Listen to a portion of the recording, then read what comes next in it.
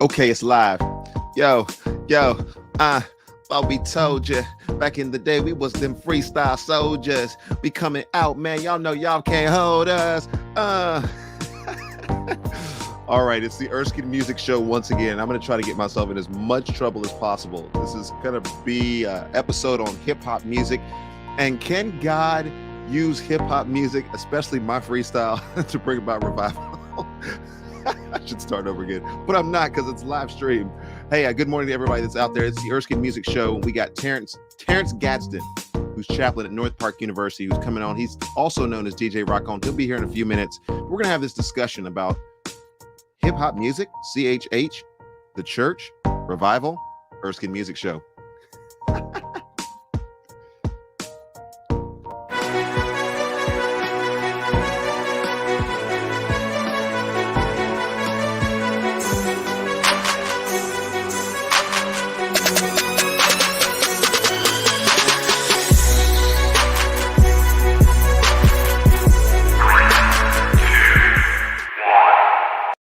All right, it's the Erskin Music Show. I'm glad you guys have chosen to stick with me for just a couple of minutes here today. I'm starting to front load my shows a lot more. And once we get past all of the niceties of saying good morning and subscribe to the channel, we're going to jump right into it today. I'm eager. I'm excited. I got my Bible already ready here. There's a couple of verses we're going to be looking at today. And needless to say, revival is something that all of us pray for. In fact, I don't know any group of believers, whether they be conservative or whether they be a little bit more on the charismatic side of the spectrum, that doesn't pray for revival and that God would do a mighty move, from reformed groups to any group that's out there that's praying for revival. And so as we pray for revival, could it possibly imaginatively be that God is actually bringing about revival in our generation, but he's using music? Wait, he's using hip hop music to do that? We're going to have that discussion here in just a few minutes. But let me do the customary YouTuber thing. All right, so if you're watching this today and you're watching it on YouTube or Facebook Live or Twitter, please remember to subscribe to the channel, enable the notifications, smash that like button because, hey, this is the show. This is the show. All right, let me get to an article here. Top story for today. Let me go ahead and read that for you guys today. Got to keep folks engaged.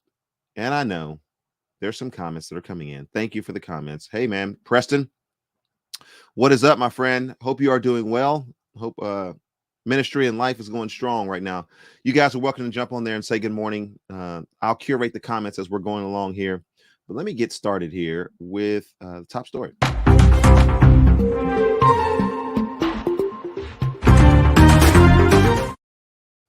All right, so we're going to be talking about rap as a genre, and I've got some links that are in the show note today, especially in the category of got questions.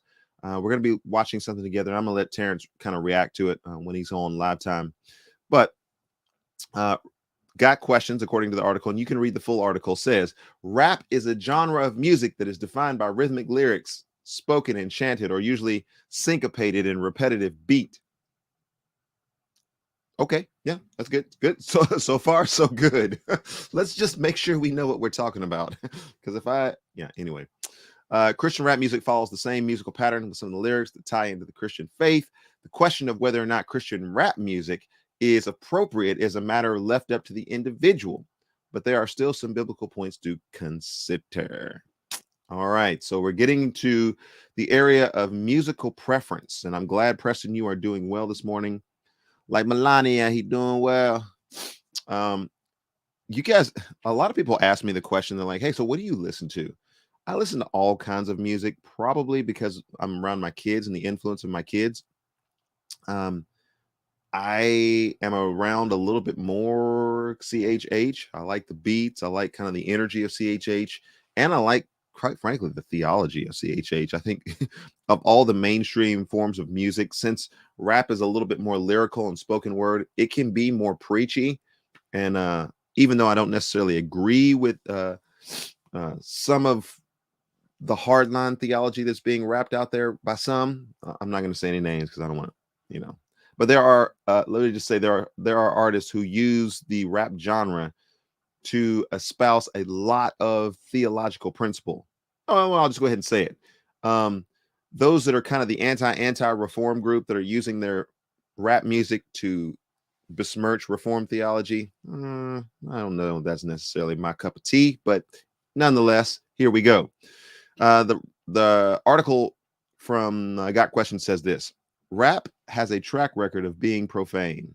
And I think many people who respond to rap music, and correct me if I'm wrong, jump in here early if you can, um, respond to the fact that the rap music that they hear, the rap music that is mainstream, the rap music that is popularized, the rap music that probably the majority of young kids are listening to, does not have a good message, positive message, uplifting message, biblical message that's assigned to it.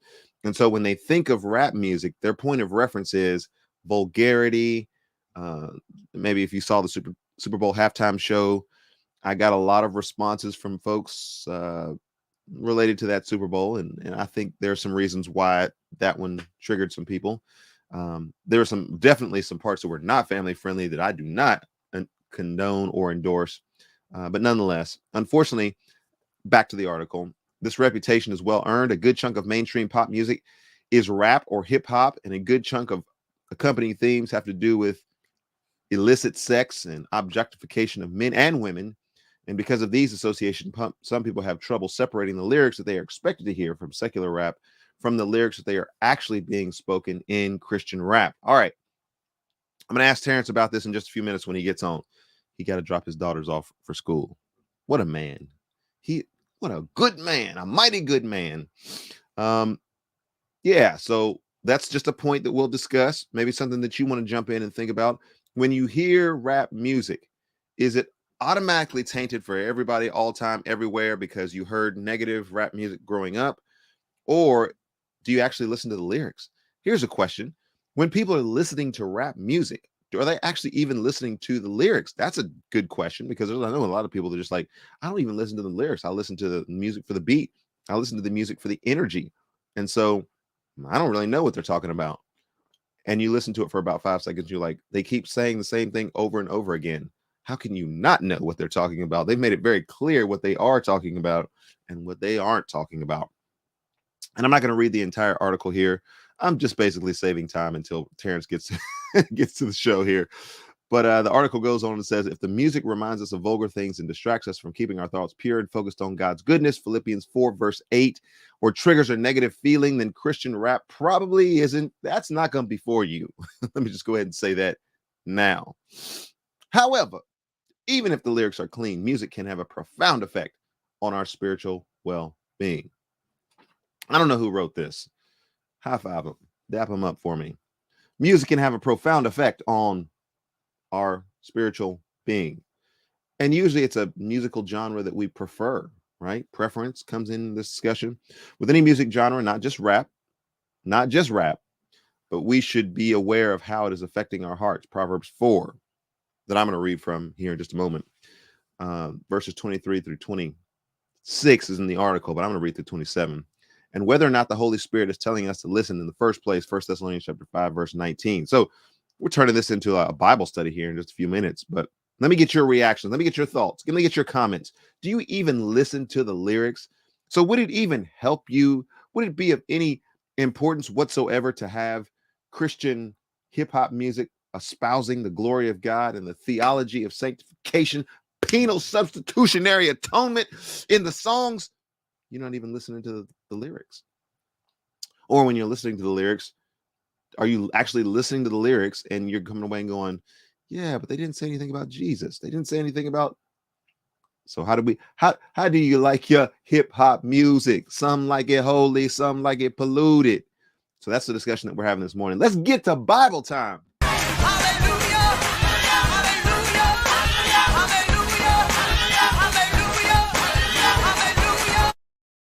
All right. So Bible time today, like I said before, and I'll tell it to you again.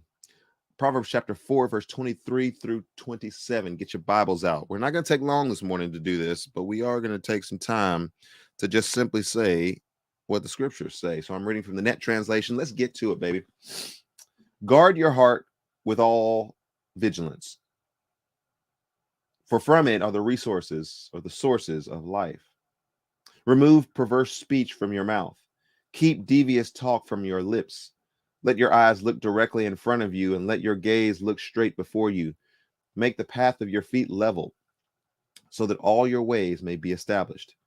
Do not turn to the right or to the left. Turn yourself away from evil. I think that no matter what genre you are listening to and what genre you are involved in, that is going to be characteristic of the way that you should go about viewing the way that your mind accesses information, the things that you're hearing. And I would say even subconsciously hearing, having rap music in the background, rap music as sort of a ancillary track that's sort of theming through your day. Those lyrics, they do in some way affect our mood. They do in some way affect, our understanding of the world around us. We keep hearing something over and over again, which is the nature of rap music. That begins to imprint itself into our mind and then ultimately into our actions. Conversely, we can talk about this. If you're hearing something over and over and over again, and it is to the glory of King Jesus, as you're hearing that over and over and over again, it does give us an opportunity to solidify the core of some of our thinking. I've appreciated some of the newer Christian hip hop guys that are out there. And I would say like Indie Tribe type guys, some of the 116 guys that are newer on the label, really being able to pack a lot of theology into short phrases. And I find that that's helpful at times to be able to do that. All right, want to share a screen here and show you guys something from a CHH revival concert. Now, let me know what you guys think. We're going to react to this. And we'll just react to it together.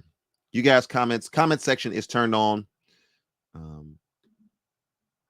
And we'll just get at it this kind of way. Has God been good to you, my brother? Has God been good to you? Make some noise for Jesus Christ, our Lord and Savior. Make some noise for Jesus Christ, our Lord and Savior. Wait a minute. We got some reaction time. You know what? You can react to it, but I see my man T Nice is at the door. T Nice, you at the door, man. Good morning. Can you hear me? Yeah, I can hear you, man. Loud and clear. Good morning. Good to be with you, man. I was anticipating this wonderful reunion this morning, and it's kind of like a celebration, my friend. Fireworks.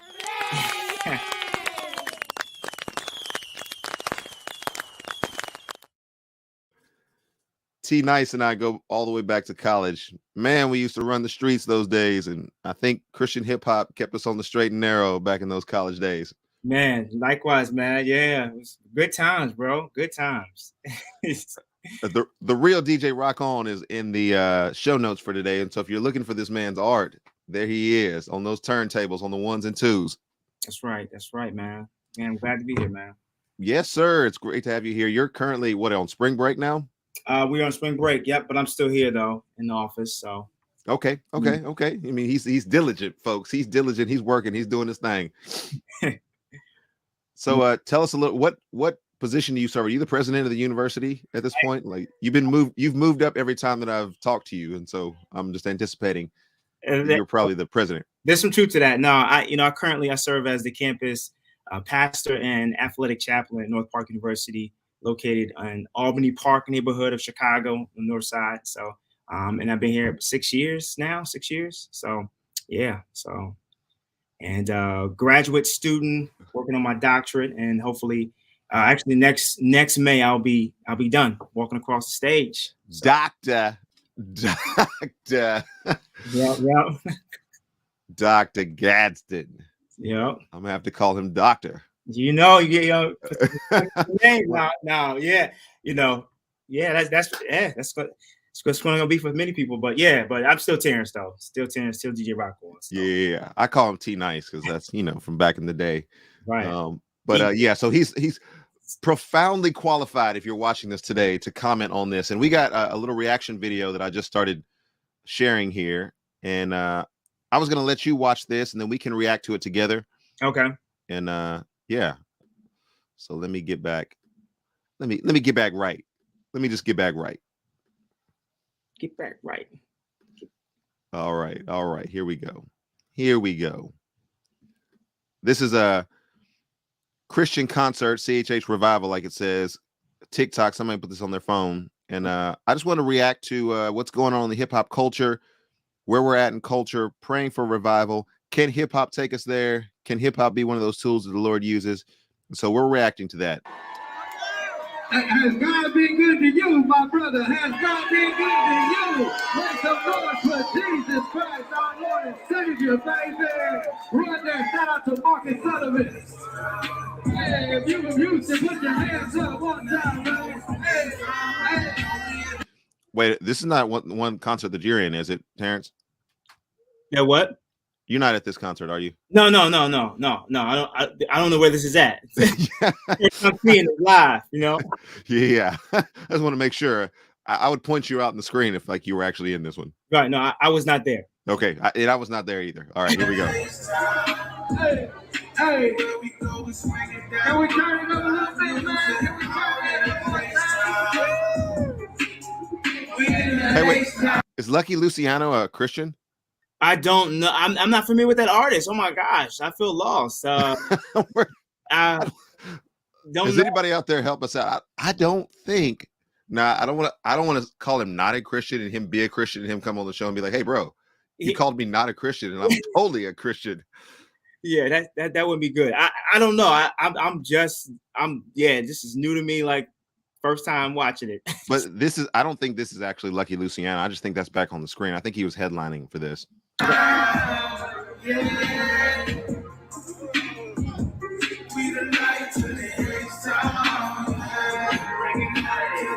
Maybe it is Lucky Luciano.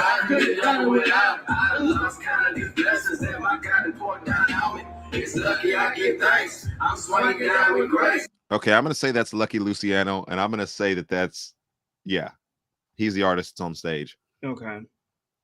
All right. Turn the dope house to the whole house. He broke out that place.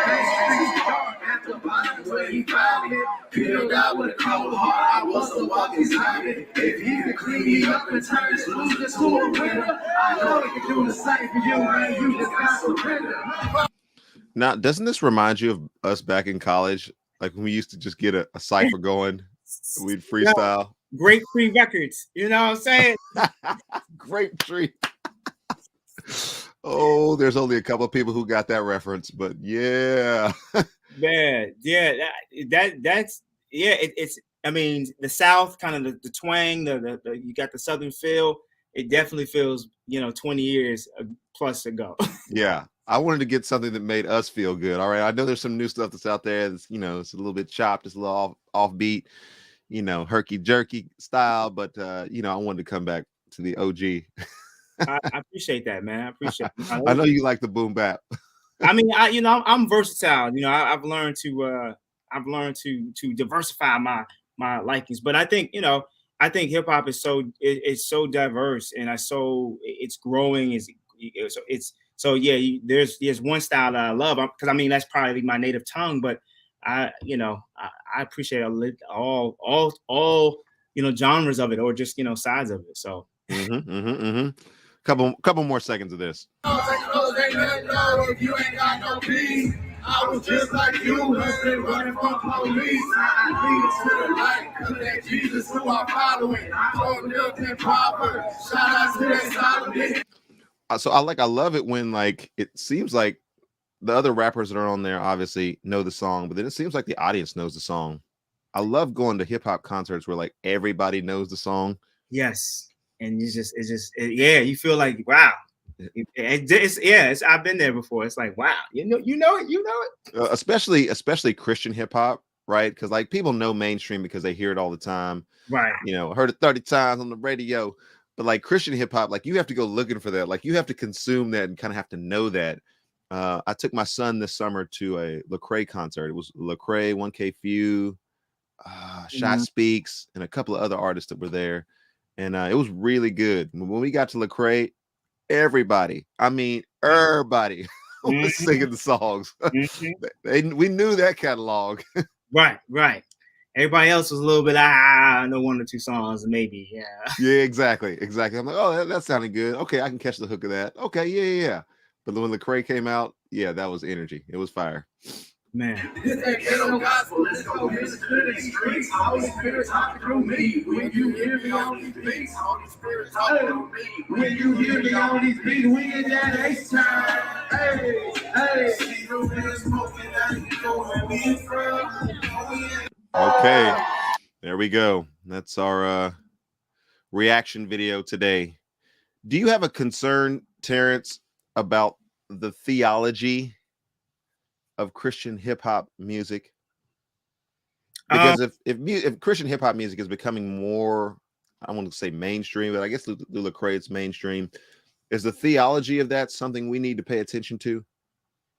Well, I think first and foremost, I think hip hop has always been spiritual. Like there's always been a spiritual element to it. And all right, I think talk to us about that. it goes back to, so I think when we think about the pioneers of hip hop, like going back to the 70s, early 70s, like Big Herc and those guys. Yeah. DJ Kool Herc, even like, African Bambaataa and some other big names, right? We have to remember that they are the children and grandchildren of those who were part of the civil rights movement, right? And so they are the descendants of those who were part of the civil rights movement. And when you think about the civil rights movement, you think about the civil rights movement, it wasn't just a movement, political movement, but it was also a spiritual movement. What I mean by that is that where did they meet? They met in churches. What were they singing when they were protesting? They were singing Negro spirituals. And what were they trying to do? They were trying to bring, make this earth as it is in heaven, bring justice and all those things. So I think there's always been a spiritual kind of element in hip hop because of, you think about even Aretha Franklin, right? Who was her father? C.L. Franklin, March with Dr. King, Detroit. So right. There's a lot of spiritual. So my point is that it's always been there. And I think it's always in the music. And so now as we look at artists who would say, you know what, I'm setting my life, I want to live for the Lord, and I want to be a Christian rapper or hip hop artist, I think there's definitely, you have to know what you're talking about. You have to know who, who is God. And I think so the theology, there is some concern, okay, because like, you're saying things and you're quoting the Bible, but I don't know if that's accurate, And so interpretation matters. It does, but I think we shouldn't be surprised to have more and more people talking about spiritual matters. And I know that's maybe two separate things, but I think for me, there's definitely like, what are you saying? And I don't necessarily believe that every artist, hip hop artist, needs to necessarily talk about like theology or be a theolyricist. I think there's many different ways where you can approach your music and still give honor to God without being a theolyricist, break that down for people, because I think sometimes people, when they hear CHH or they hear Christian music artists, I mean, this is even for me in my genre, which is pop, country, hip hop, R&B, ballad, soul, children's music, and EDM. I'm all over the map. Yeah. But people sometimes will require a Christian artist lyrically to be giving Christian content in every lyric or in every line. Yeah. And while I do that at times, I don't always do that because there's more strategic thinking that goes into the music than what you might otherwise know. But break that down for people. Yeah, I think there were some people, the Cross Movement, for example, they kind of set the bar really high.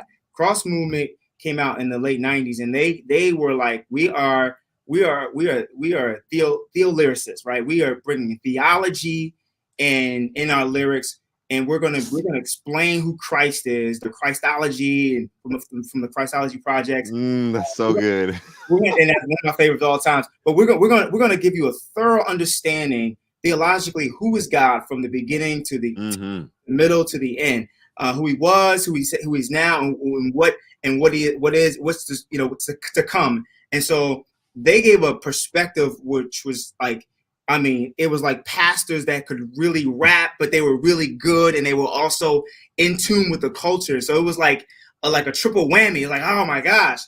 And I think after that, we saw a lot of artists who tried to mimic them. They tried to, and mind you, those artists went to Bible college, right? They studied the God's word. They went to universities and colleges, so they had degrees, so they knew what they were talking about.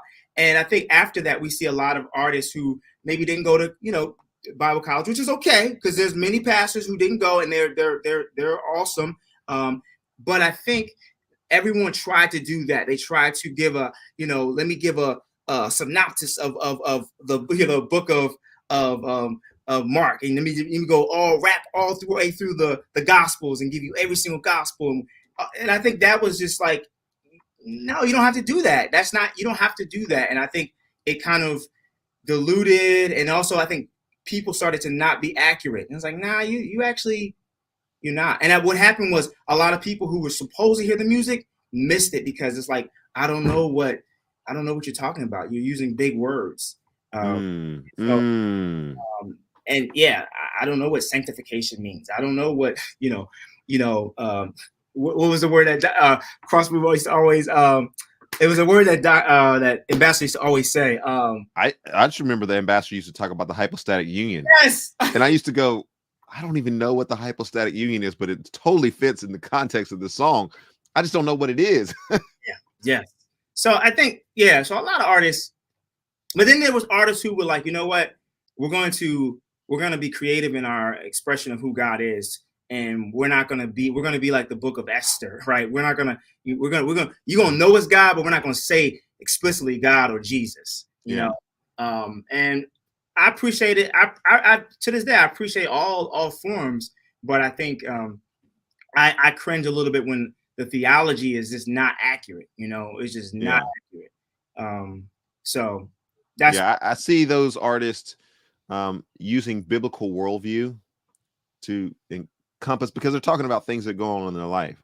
They're thinking about they're talking about their perspective of the world, and it does come from a biblical worldview. And if you listen to enough of their songs, you do get the Christology and what it is that they're talking about, but they're not so overt about it. Here's a couple of artists that I really do enjoy these days, and especially this new song that they have out, King Jesus.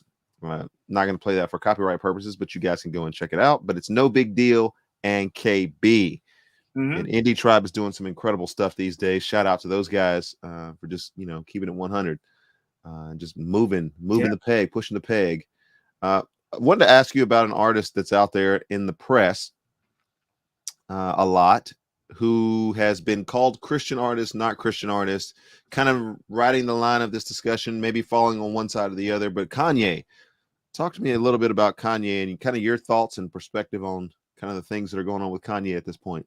Well, I've been in Chicago for almost 20 years now, and so prior to me coming to Chicago, I didn't know who Kanye was, and so I've kind of really learned about Kanye through the community, people in Chicago, and his appreciation. And his new documentary that came out on Netflix really kind of shed light on, gave me a deeper perspective of who he is. Talented brother, and really just, you look at his production side and how he created so much amazing music for artists like Jay-Z, Talib Kweli, Mos Def, Yasin Bey, all, the list goes on and on and on. But I think what we see is now, and it's hard to look at somebody that, from media perspective, and I don't know him personally, but it seems that, there's a lot, when his mother passed away, things changed in Kanye's life. I think you see a change in how he presents himself, and his mother was very, very instrumental in his life. And also that backbone that kind of got him on the straight and narrow, kept him on the straight and narrow. And so when his mom passed away, didn't she call him at one point when he was like feuding with another artist and be like, hey man, y'all got to squash this? Yeah. I mean, I remember seeing that in one of the hip hop documentaries that I watched. Yeah. I mean, she was a professor at Chicago State University on the South Side, and just a brilliant woman.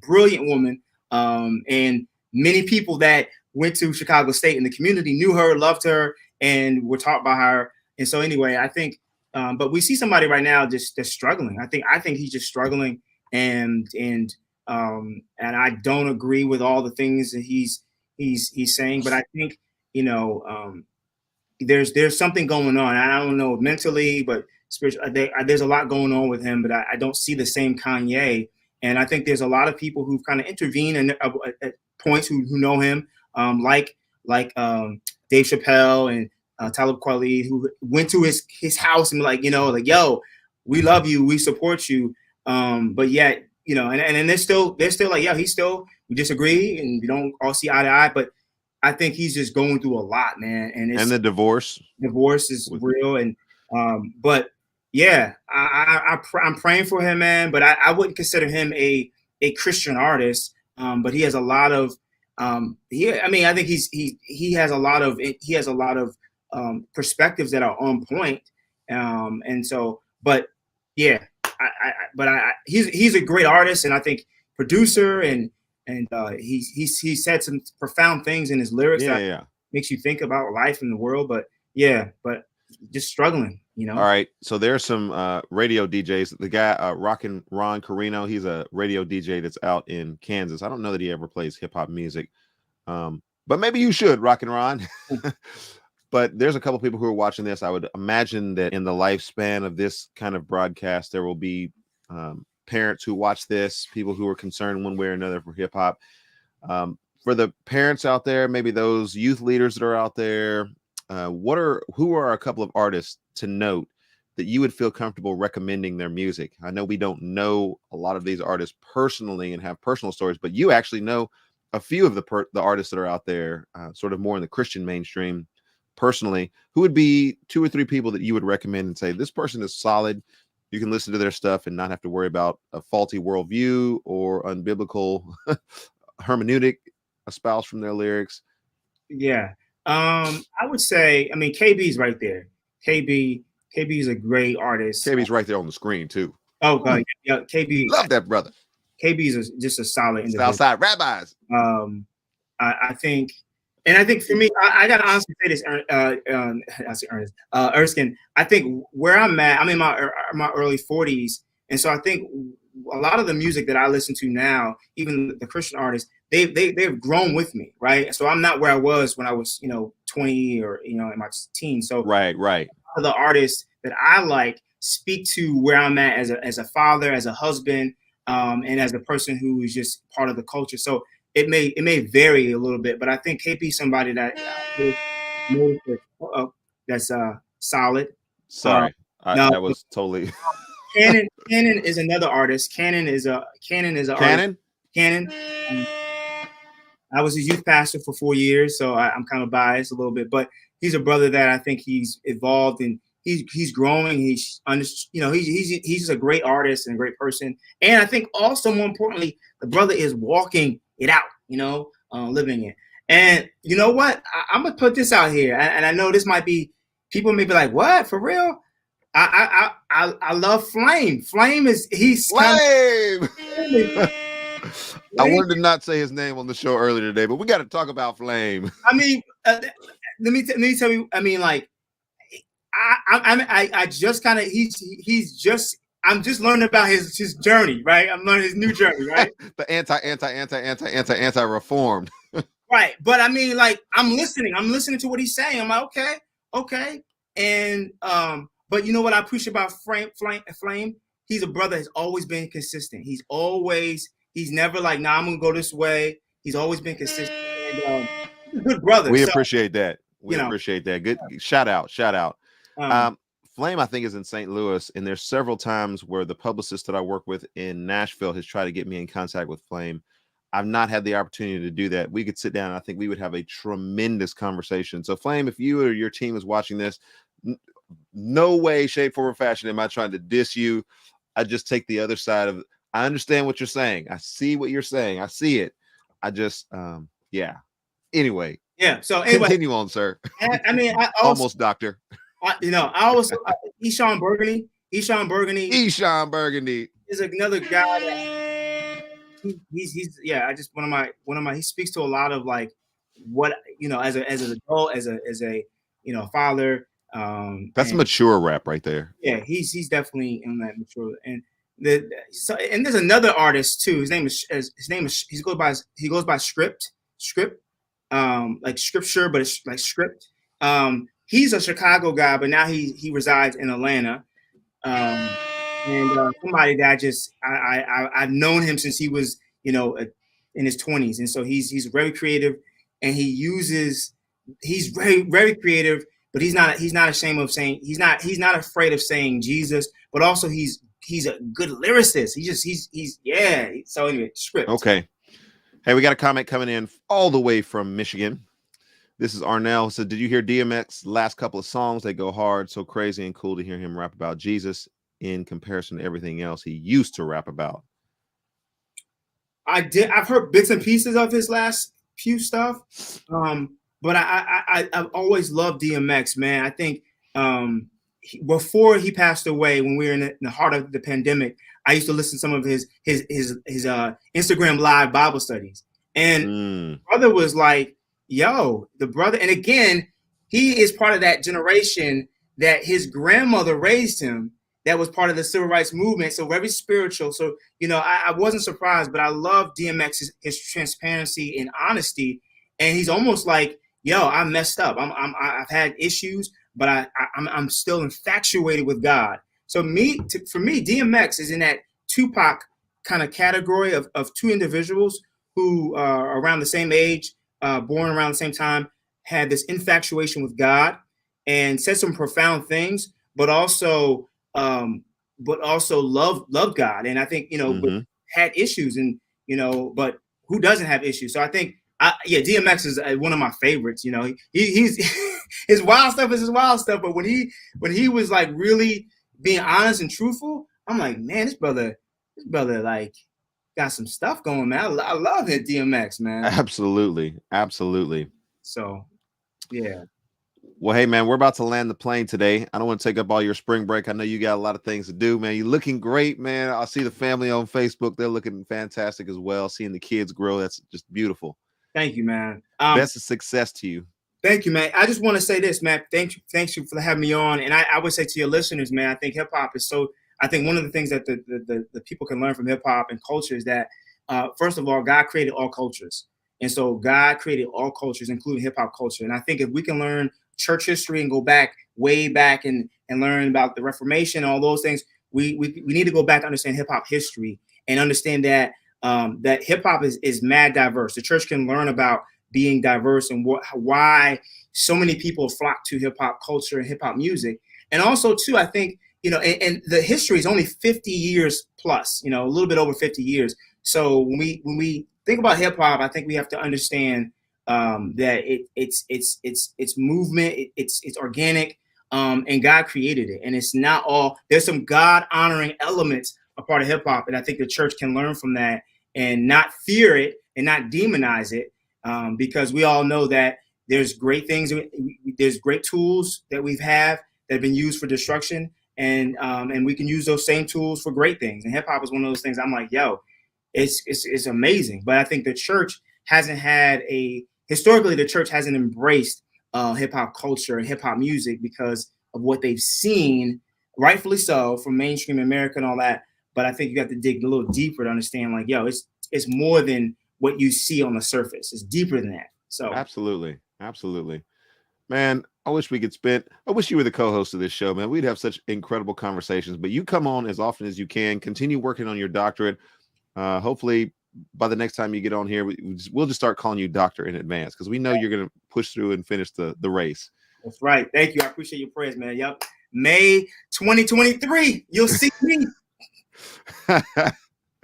I'll give you a shout out in my thesis. I'll give you like the shout out. Hey, real quick, the shout out, like, when you give your thanks. Oh, it's gonna be like 2 pages. I got. He said, I got some people to thank on this one. Like, we do hip hop. I want to give a shout out to, what I'm saying. Machine gun that stuff, baby. I love it. So always great to see you, my man. I got to get back up there and see you sometime soon. You're always welcome, man. You're always welcome. All right. God bless. Take care. All right. That was my man, Terence Gadsden. I call him T-Nice on Instagram, the real DJ Rock On. That's in the show notes for today. And it's always so great to see him. I know Arnell he jumped on here talking about freestyle.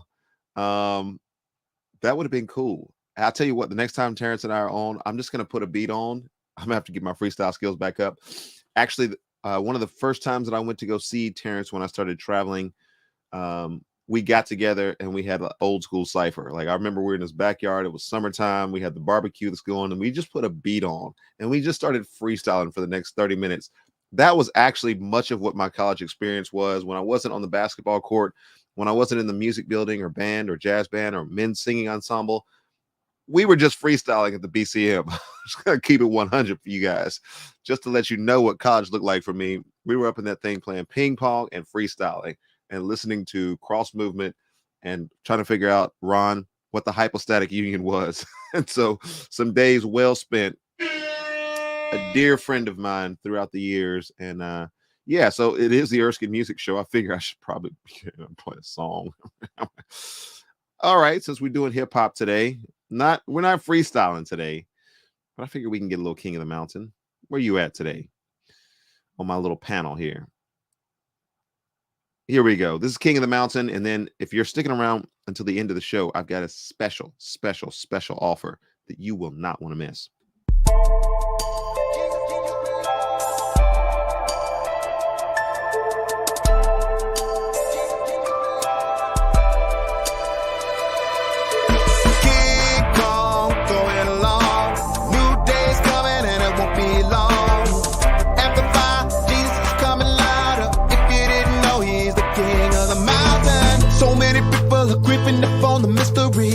Of iniquity, false causes, and casualties. If it's a war, we're losing battles to fight within. If everybody wants to win, be careful of your friends. Yo, the day is coming with no more of these rivalries. The timeline in an age of possibility. Crying out, nobody's listening. Chasing after bad dreams, yeah, they thought they had me. Keep on going along. New days coming and it won't be long.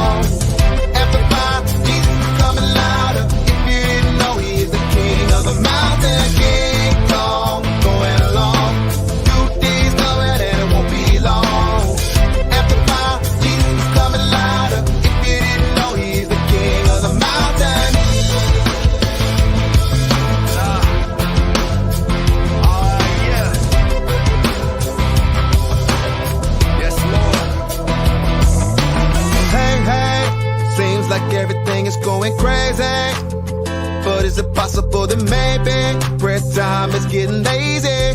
Don't hate me, cause I'm just saying. If we really wanna change things, it ain't working to maintain things. Jesus, yeah, he saved me, and he changed me, cause he's the king of the mountain. Keep on going along. New days coming and it won't be long.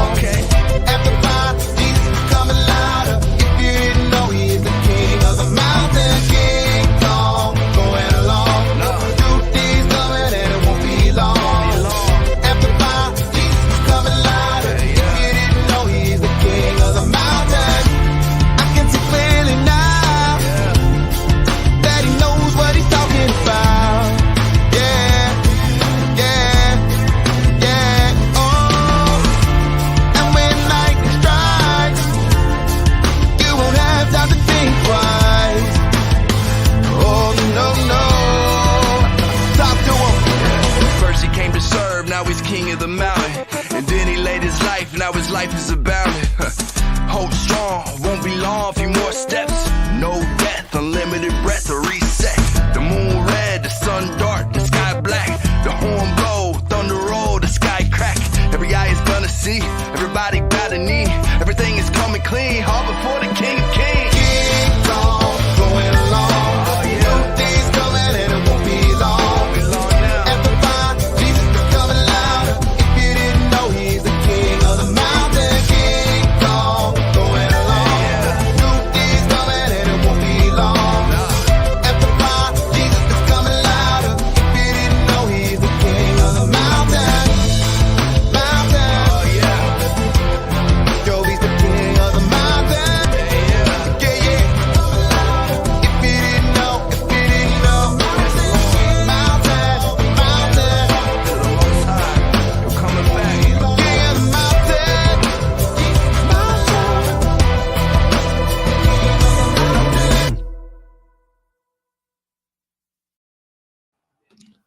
Special opportunity now that you hung around to the end of the show. Create Music Writers Retreat in Nashville this year, May the 13th through the 15th. There's only 9 slots available, guys. They're going fast. It's $500, but you get over $2,000 worth of value. You say, how is that? We're coming to Nashville. You're staying at a really nice place in Nashville. So lodging is taken care of, meals taken care of, workshop taken care of, artist development and writing session. But wait, there's more. On Sunday of this writers retreat, we're going to actually go to the studio where I recorded King of the Mountain and a lot of other songs, and you're going to actually get a chance to lay a demo down. That in and of itself is worth $500. And so you're going to get all of that packaged together for the Create Writers Retreat. This is the 5th year that we've done this in conjunction with Lydia's Rustic Songbird, and she's helping out with this. Wonderful assistant, Aaliyah. We just had a meeting last night, and we're turning the corner, but we can only keep this available because we only have 10 slots available for this. And so slots are falling off the board. And as soon as you guys get signed up and you say, how do I sign up? And that's a good question. That information right there will help you get signed up.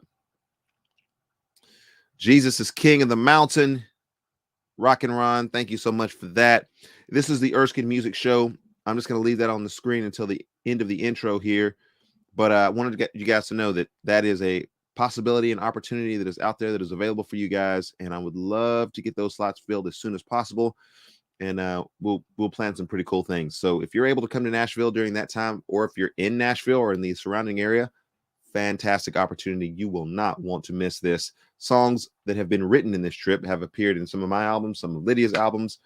If you're looking for other artists to pitch songs to, if you're looking for opportunities to write with artists, if you're looking for opportunities to write with other writers, if you're looking for writers to help you fill out some of the content and information that you've been working on before, there's a variety of things that you can do through this Erskin Music Show. Love you guys. See you soon.